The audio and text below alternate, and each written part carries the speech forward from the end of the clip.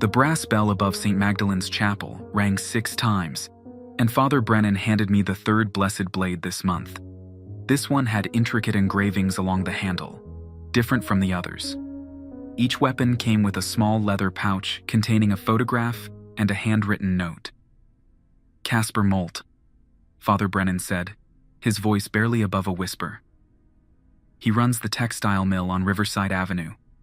Married, 2 children." I studied the photograph.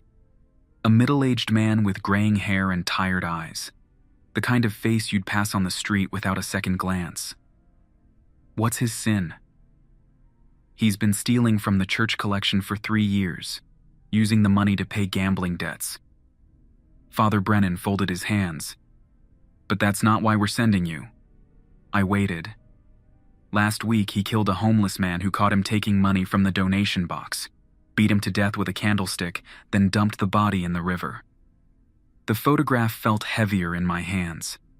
I'd been doing this work for the church for 18 months now. Each target was different. Each situation required its own approach. But the rules never changed. What are the rules for this one? Father Brennan opened a small wooden box and pulled out a piece of parchment. Rule 1. He must confess the murder aloud before you act. Rule 2. It must happen during evening prayer, when the bell rings 7 times. Rule 3. Use only the blessed blade we've given you. Rule 4. Never look directly into his eyes during the act. 4 rules. Simple enough. Where will I find him? He comes to evening prayer every Tuesday and Thursday.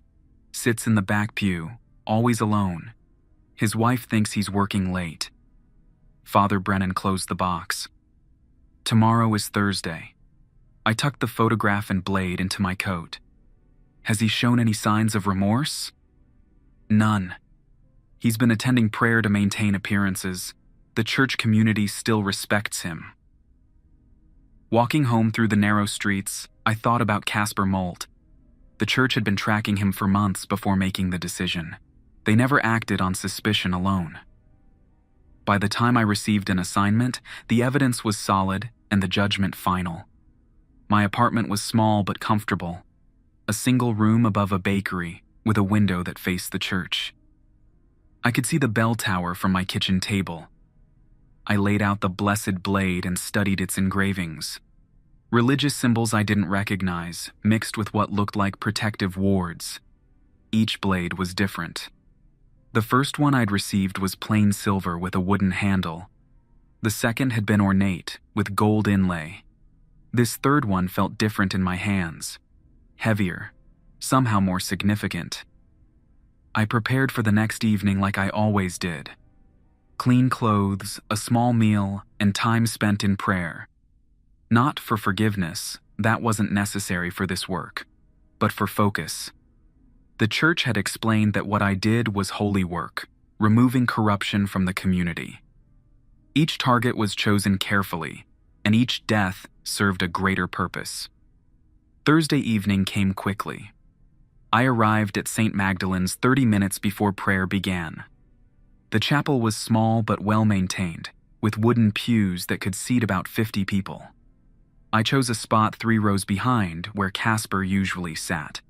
Other parishioners filtered in slowly. Mrs. Kowalski, who ran the corner grocery. The Hartman family with their 4 young children. A handful of older men who came to every service.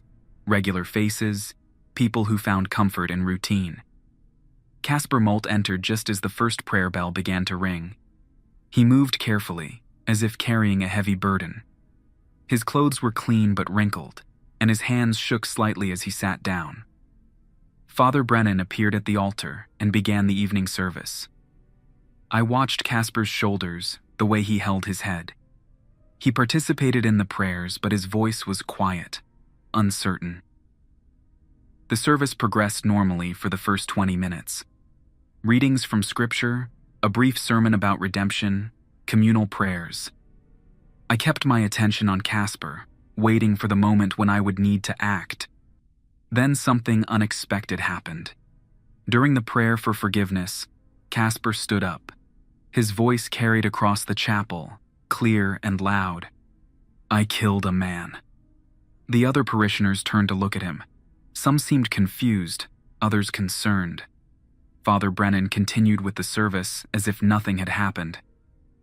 I killed a man, Casper repeated, louder this time. I beat him to death because he saw me steal from the collection box. I threw his body in the river like garbage. Mrs. Kowalski gasped. The Hartman family gathered their children closer. But nobody left. They all stayed, listening. I've been coming here for 3 years, taking money that was meant for the poor. I told myself it was temporary, that I'd pay it back, but I never did. And when someone finally caught me, I killed him to keep my secret. This was it. The first rule had been satisfied. He'd confessed the murder aloud. I reached for the blessed blade in my coat but kept it hidden. The evening prayer bell hadn't rung yet. I needed to wait for the second rule to be fulfilled. Casper wasn't finished. I don't know why I'm telling you this. I should have gone to the police weeks ago. But I'm a coward. I've been pretending everything is normal, coming to prayer like a good Christian while that man's body rots in the river. His voice broke. I don't deserve forgiveness. I don't deserve to sit in this holy place with decent people. Father Brennan finally spoke. Casper, please sit down. We can discuss this after the service. No, Casper said. I'm done hiding. I'm done pretending. I killed an innocent man to protect my reputation, and I've been lying to everyone I love ever since. The chapel fell silent. Even the children seemed to understand that something serious was happening. Then the evening prayer bell began to ring. Once, twice, 3 times. I gripped the blessed blade and prepared to move. 4 times, 5 times, 6 times. Casper was still standing, still talking. I used to be a good man. I provided for my family. I helped my neighbors. But somewhere along the way, I became something else. Something that could take a life to avoid consequences. 7 times. The second rule was satisfied. I stood up and moved toward the back pew where Casper waited. But as I approached, I realized something was different about this target. Most of the people I'd been sent to eliminate showed no remorse, no understanding of their crimes. They were corrupt individuals who threatened the community's spiritual health. Casper Molt was confessing publicly. He was showing genuine remorse, genuine horror at what he'd done. I stopped 3 feet behind him, the blessed blade ready in my hand. The third rule was clear. Use only the blessed blade we've given you. The fourth rule was equally clear. Never look directly into his eyes during the act. But standing there, listening to him continue his confession, I found myself questioning something I'd never questioned before. Was this still holy work? Casper turned around. His eyes were red from crying, but there was something else there. Relief, maybe. Or resolution. I know why you're here, he said quietly. The other parishioners couldn't hear us. They were focused on Father Brennan, who had begun leading them in a prayer for guidance. You're here because the church sent you, because they know what I did, and they've decided I need to be stopped. I kept the blade hidden, but my grip tightened on the handle. I'm not going to run, Casper continued. I'm not going to fight you. I probably deserve whatever happens next. This was the moment. The rules had been satisfied. The target was cooperative. All I had to do was follow through. But something held me back. Why did you confess? I asked. Because I couldn't carry it anymore. The guilt was eating me alive. I haven't slept in 3 weeks. I can't look at my wife, can't hug my children. I thought if I told the truth, maybe I could find some peace. What about the police? I'm going to turn myself in tomorrow morning. I was going to tell my family tonight, then walk to the station and confess everything. He looked directly at me. But I suppose that's not going to happen now.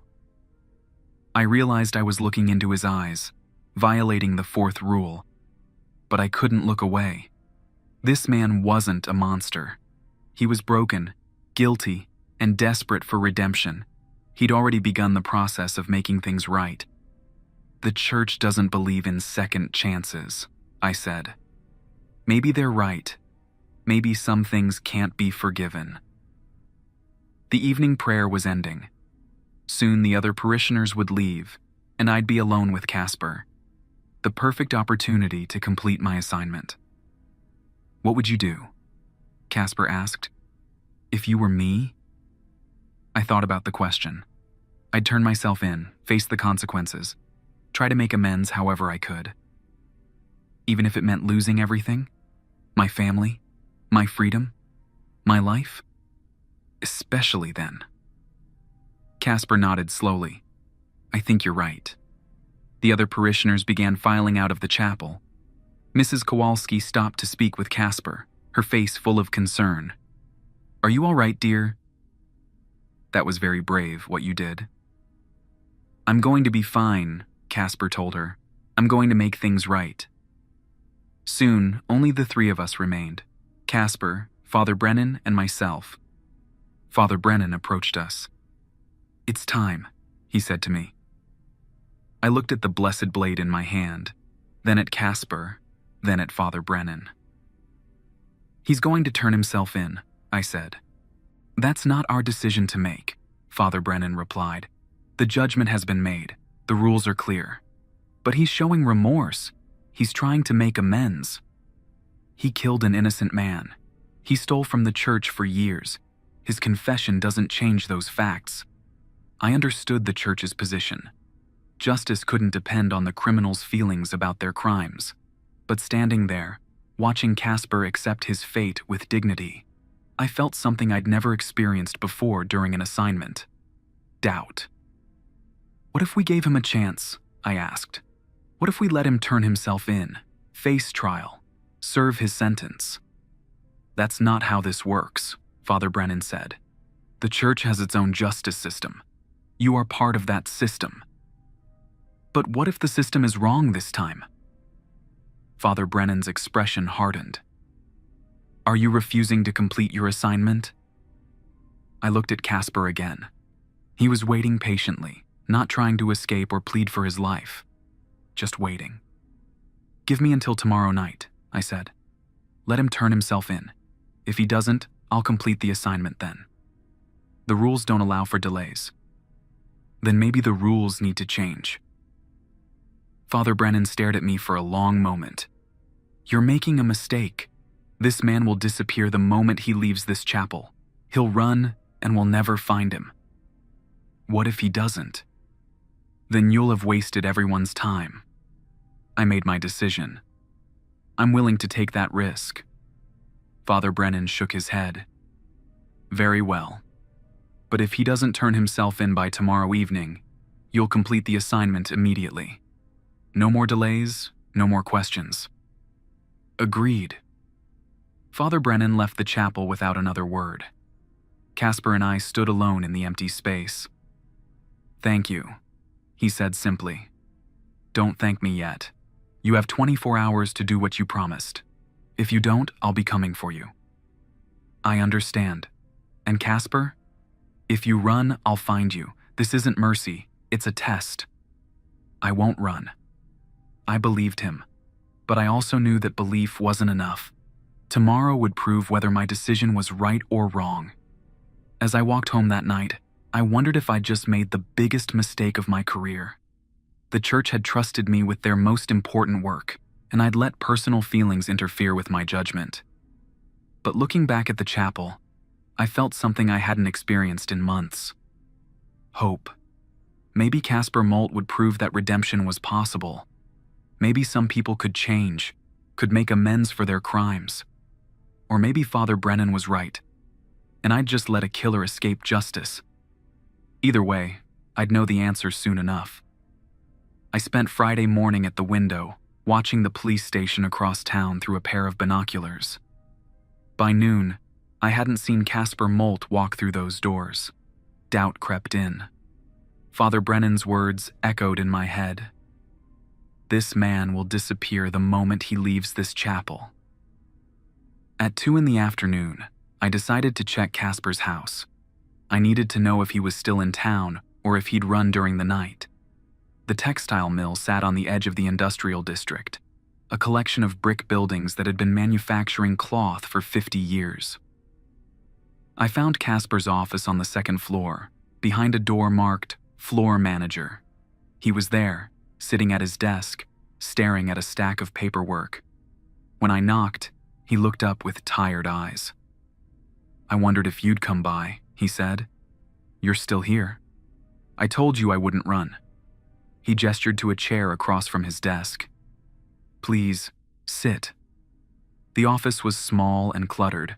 Family photographs lined one wall, showing Casper with his wife and 2 teenage children at various ages. A daughter with his same tired eyes, a son who looked like his mother. "I've been writing letters," Casper said, pointing to several sealed envelopes on his desk. "One for my wife, one for each of my children. Trying to explain what I did, why I did it. Have you told them yet?" "No," he said quietly. "I'm going to tell my wife when she gets home from work. Then we'll tell the kids together." He picked up one of the letters. "These are backup, in case I can't find the right words." I studied his face. No sign of deception, no indication that he was planning to flee. "The police station closes at 6, I said. "You're running out of time."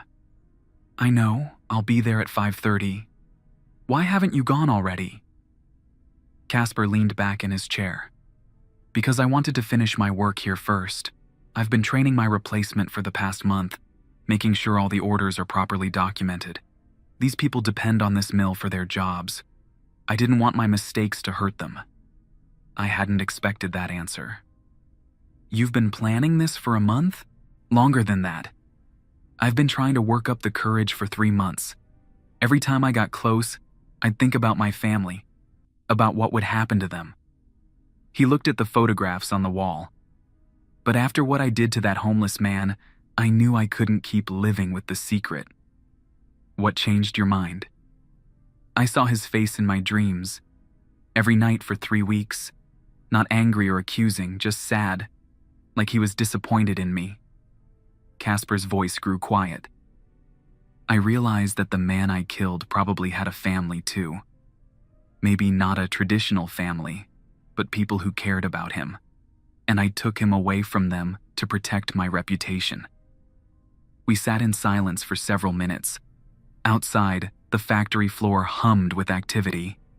Workers finishing their shifts, preparing to go home to their families. "Can I ask you something?" Casper said. I nodded. "How long have you been doing this work for the church?" 18 months. "How many people have you killed?" 7. You would have been the 8th. "Did any of them show remorse? Like I did?" I thought about the question. "No," I said honestly. "Most of them were angry when confronted. They denied their crimes, blamed others, tried to bargain or threaten their way out. What made them different from me? They didn't want to change. They wanted to continue hurting people." I paused. "You're the first one who seemed to understand the weight of what you'd done." Casper nodded slowly. "I used to think I was a good person who made some bad choices. But good people don't beat other people to death. Good people don't steal from charity donations. I had to accept that somewhere along the way, I became something else. But you're trying to change back. I don't know if that's possible, but I have to try." At 4:30, Casper began cleaning out his desk. Personal items went into a small cardboard box. The family photographs, a coffee mug his daughter had given him for Father's Day, a small wooden cross that had belonged to his grandfather. "My replacement is named Marcus Webb," he said as he packed. "He's been working the floor for 15 years, knows the business better than I do. The mill will be fine without me." "What about your family?" "My wife works as a nurse at the hospital. She makes enough to support herself and the kids, at least until they finish school. The house is paid off, so they won't lose that." He closed the box.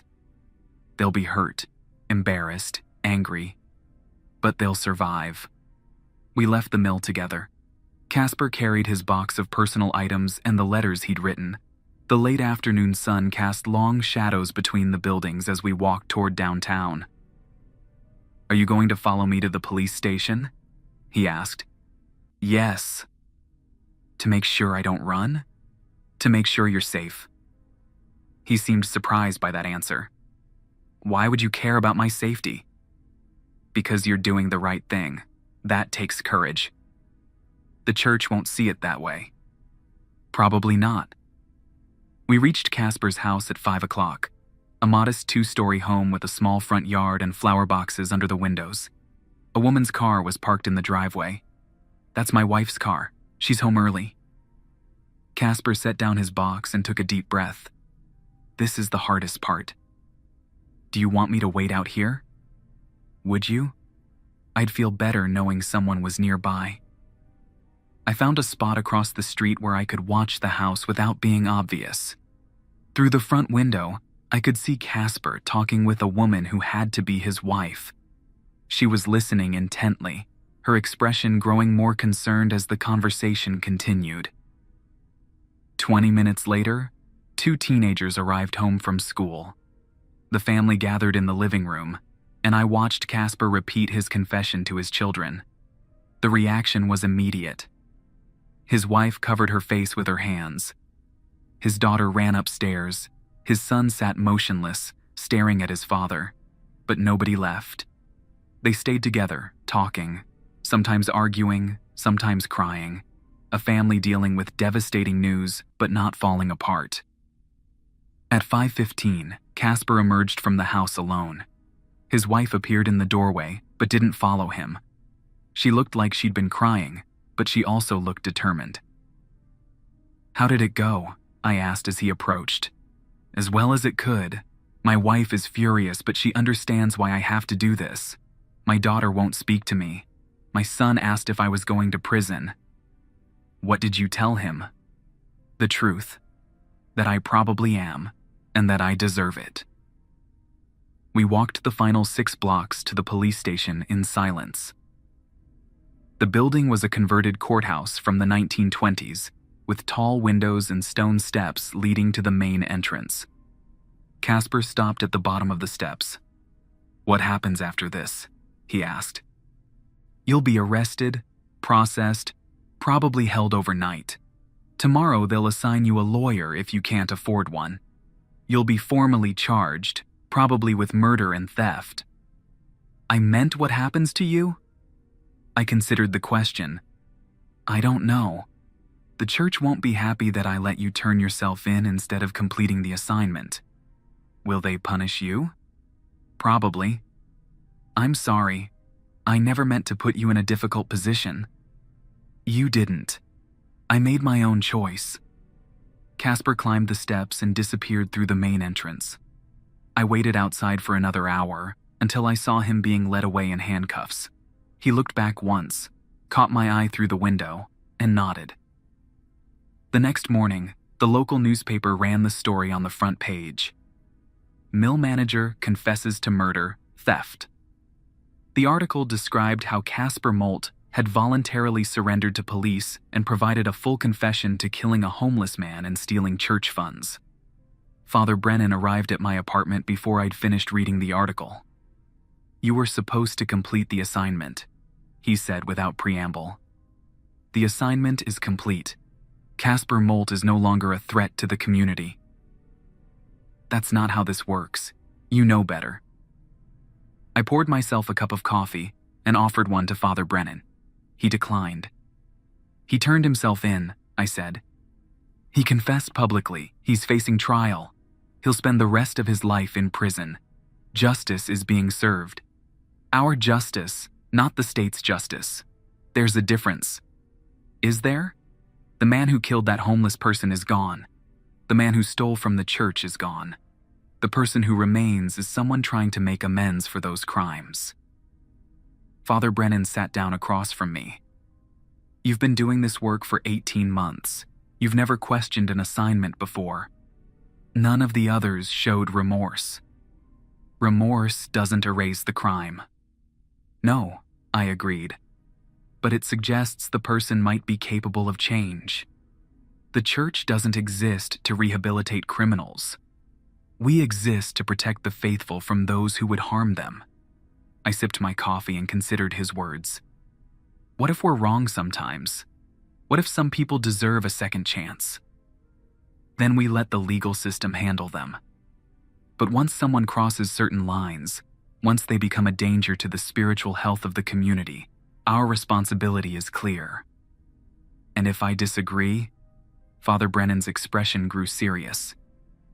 Then you're no longer suitable for this work. I'd expected this conversation. The church valued obedience above personal judgment, especially in matters of life and death. I understand, I said. Do you? Because there are consequences for abandoning an assignment. What kind of consequences? You know too much about our operations to simply walk away. The names, the methods, the other targets we're tracking. Father Brennan stood up. If you're no longer part of the solution, you become part of the problem. The threat was clear. If I quit, I'd become a target myself. So my choices are to continue killing people I might disagree with, or to die. Your choice is to trust the church's judgment or to trust your own. The church has been making these decisions for centuries. You've been making them for 18 months. I thought about Casper Molt, sitting in a jail cell, waiting for his trial. He'd chosen to face the consequences of his actions, rather than run or hide. Maybe it was time for me to make a similar choice. I quit, I said.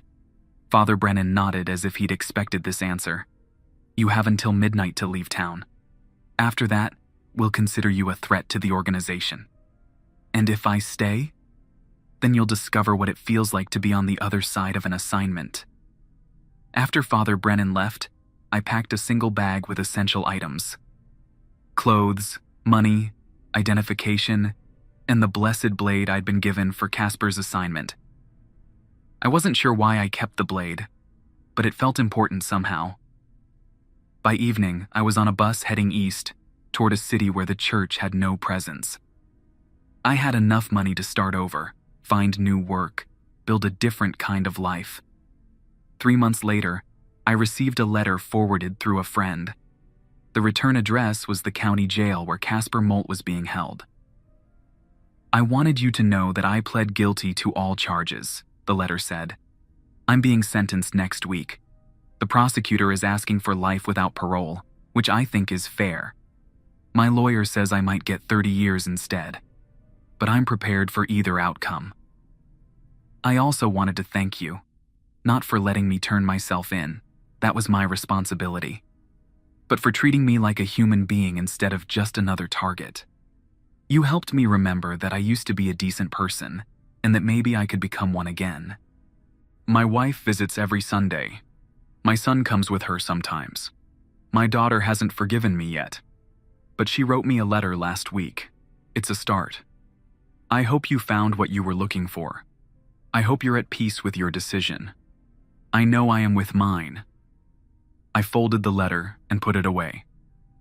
Outside my new apartment window, I could see people walking to work, children playing in a nearby park, couples holding hands as they strolled down the sidewalk.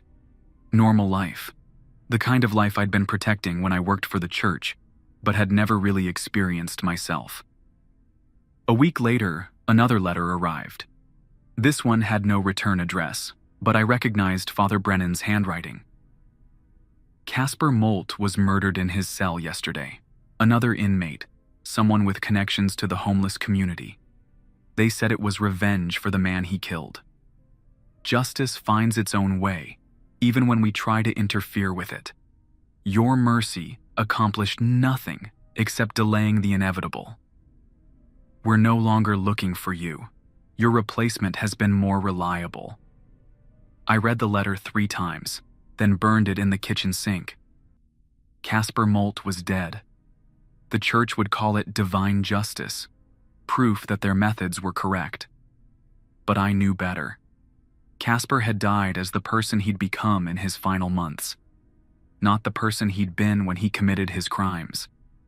He'd faced his responsibilities, made peace with his family, and tried to atone for his mistakes. That transformation mattered, even if it ended tragically. I kept the blessed blade in a drawer next to my bed, wrapped in cloth. Not as a weapon, but as a reminder. A reminder that sometimes the right choice isn't the easy choice, and that mercy is worth the risk, even when it doesn't change the final outcome. The church continued its work without me. I continued my life without them. And somewhere in between those two truths, I found something I'd never expected to find when I first accepted that blessed blade 18 months ago. Peace.